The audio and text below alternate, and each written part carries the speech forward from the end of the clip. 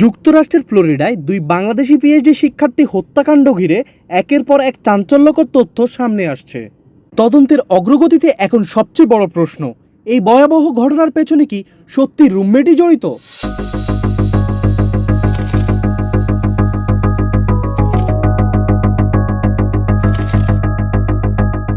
নিহত দুই শিক্ষার্থী জামিল আহমেদ লিমন এবং নাহিদা সুলতানা বৃষ্টি দুজনেই ইউনিভার্সিটি অব সাউথ ফ্লোরিডার মেধাবী গবেষক ছিলেন। লিমন ভূগোল ও পরিবেশ বিজ্ঞান বিভাগে এবং বৃষ্টি কেমিক্যাল ইঞ্জিনিয়ারিং বিভাগে পড়াশোনা করছিলেন। পরিবারের ভাষ্য অনুযায়ী তারা শুধু সহপাঠী ছিলেন না, একটি ঘনিষ্ঠ সম্পর্কও গড়ে উঠেছিল। ভবিষ্যতে দেশে ফিরে শিক্ষকতা করার পরিকল্পনাও ছিল তাদের। ভাবে ওর জন্য পাত্র পাত্র দেখতেছিলাম। আর ও এবার বাংলাদেশে আসলে হয়তো আমরা এই বছরে আমরা ওর বিয়েটা দিতাম। তো ওদের হয়তোবা ওখানে ওদের একটা ভালো লাগা ছিল, কিন্তু ওরকম সময় হলে জানাতো। শুধুমাত্র ভালো লাগা, ওরকম বিয়ে ঠিক করে ফেলেছে, ওরা প্রেম করছে, এরকম কিছু ছিল না। তদন্ত সূত্র জানায়, গত 16 এপ্রিল সকাল 9টায় শেষবার লিমনকে তার টেম্পার অ্যাপার্টমেন্টে দেখা যায়। একই দিন সকাল 10টায় বৃষ্টিকে শেষবার দেখা যায় ক্যাম্পাসের ন্যাচারাল অ্যান্ড এনভায়রনমেন্টাল সায়েন্স বিল্ডিংয়ে। এরপর থেকে তাদের সাথে আর যোগাযোগ করা সম্ভব হয়নি। পরদিন 17 এপ্রিল এক পারিবারিক বন্ধু নিখোঁজের রিপোর্ট করেন।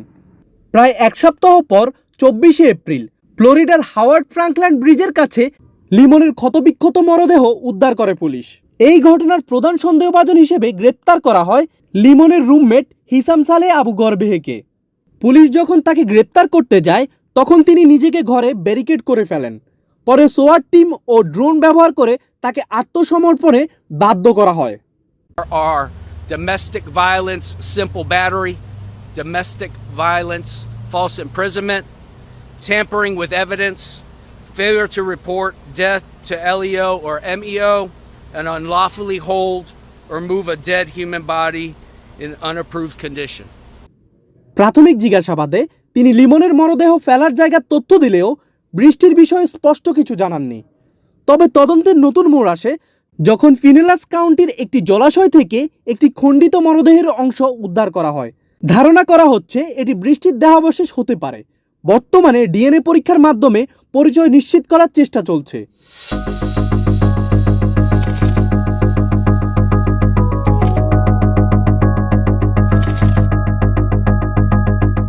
এর আগে অভিযুক্তদের অ্যাপার্টমেন্ট তল্লাশি চালিয়ে বৃষ্টির ডিএনএর সঙ্গে মিল থাকা রক্তের আলামতও পাওয়া যায়। এই ঘটনায় অভিযুক্তদের বিরুদ্ধে ফার্স্ট ডিগ্রি মার্ডার সহ একাধিক গুরুতর অভিযোগ আনা হয়েছে, যার সর্বোচ্চ শাস্তি হতে পারে মৃত্যুদণ্ড। অন্যদিকে নিহতদের পরিবার এখনও শোক কাটিয়ে উঠতে পারেনি। লিমনের পরিবার মরদেহ দেশে ফেরাতে চায়, আর বৃষ্টির পরিবার অন্তত তার দেহাবশেষ ফিরে পাওয়ার অপেক্ষায় রয়েছে। বাংলাদেশ দূতাবাস ও মায়ামির কনসুলেট ইতিমধ্যে মার্কিন কর্তৃপক্ষের সঙ্গে সমন্বয় করে মরদেহ দেশে পাঠানোর প্রক্রিয়া শুরু করেছে।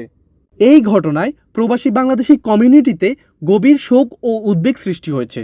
তারা দ্রুত বিচার এবং প্রবাসীদের নিরাপত্তা নিশ্চিত করার দাবি জানিয়েছে। তদন্ত এখনও চলমান, কিন্তু প্রশ্ন একটাই, এই হত্যাকাণ্ডের পেছনে আসল কারণ কি এবং কেনই বা এমন পরিণতি হলো দুই তরুণ মেধাবী শিক্ষার্থীর?